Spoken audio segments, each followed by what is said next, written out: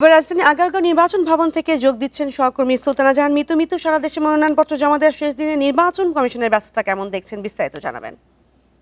দেখুন, আমি আছি নির্বাচন ভবনের পাশে ঢাকা আঞ্চলিক নির্বাচন কর্মকর্তার কার্যালয়, যেটি এখন রিটার্নিং কর্মকর্তার কার্যালয়। ঢাকা 13 এবং 15 আসনের জন্য আপনি জানেন এই দুটি আসনে একাধিক হ্যাভিওয়েট প্রার্থী আছেন। কিছুক্ষণ আগে ঢাকা 13 আসনে বিএনপির প্রার্থী ববি হাজ্জাজ তিনি মনোনয়নপত্র জমা দিয়ে গেলেন। এছাড়া দুপুর 12:30টায় আসবেন ঢাকা 13তে বিএনপির আরেক প্রার্থী কামরুজ্জামান জুয়েল, এবং 1:30টায় আসবেন জামায়াতের আমির ডাক্তার শফিকুর রহমান।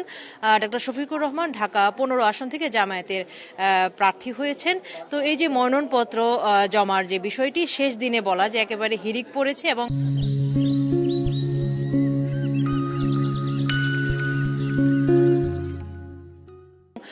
উৎসব এবং আনন্দমুখর পরিবেশে সারা দেশের মতো এখানেও প্রার্থীরা মনোনয়নপত্র জমা দিচ্ছেন। এই রিটার্নিং কর্মকর্তার কার্যালয়ে এই দুইটি আসন থেকে ঢাকা 13 এবং 15 আসনের জন্য এখন পর্যন্ত মোট 32টি মনোনয়নপত্র নেওয়া হয়েছে, সংগ্রহ করা হয়েছে।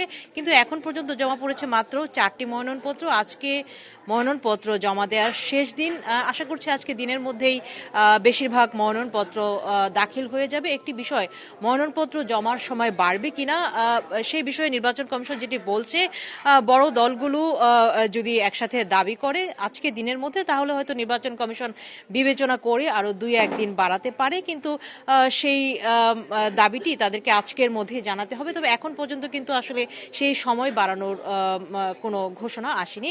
এটি গেল একটি বিষয়। এবং এই যে ঢাকা 13 এবং 15 আসন, এখানে ববি হাজ্জাজ, কামরুজ্জামান জুয়েল, জামায়াতের আমির ছাড়াও খেলাফত মজলিসের মামুনুল হক রয়েছেন। তিনি গতকালই তার মনোনয়নপত্রটি জমা দিয়েছেন। এবং এই যে সারা দেশে 3000-এর বেশি মনোনয়নপত্র সংগ্রহ করা হয়েছে, কিন্তু জমা দিয়েছে মাত্র 166, বা আজকে যেহেতু বিষয়টি চলমান আছে তারও বেশি।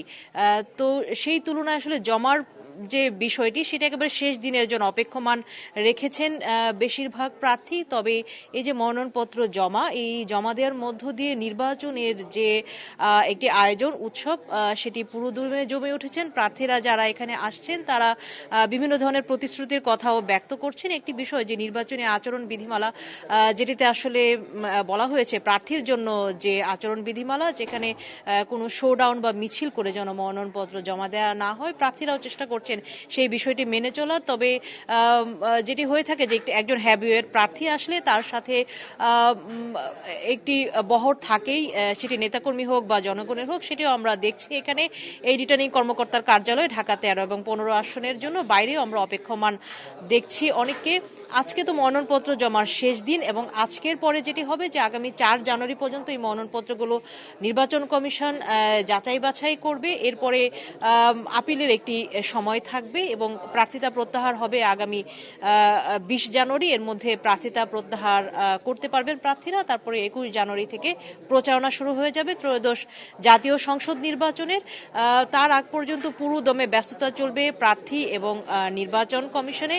এবং একটি বিষয়, এখানে যেহেতু একটি আসনে একটি দলের একাধিক প্রার্থী আছে, তা শেষ পর্যন্ত কার মনোনয়নপত্রটি ঠিক বৈধ বলে যাচাই করে নির্বাচন কমিশন, এখানে নানা ধরনের সমীকরণ বিষয় আছে।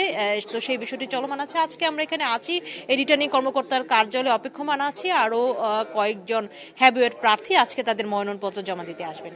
এখন পর্যন্ত এই ছিল সবশেষ। ত্রয়োদশ জাতীয় সংসদ নির্বাচনের মনোনয়ন জমা দেওয়ার শেষ দিন আজ, এবং সেই বিষয়ে বিস্তারিত জানাচ্ছিলেন সহকর্মী সুলতানা জাহান মিতু।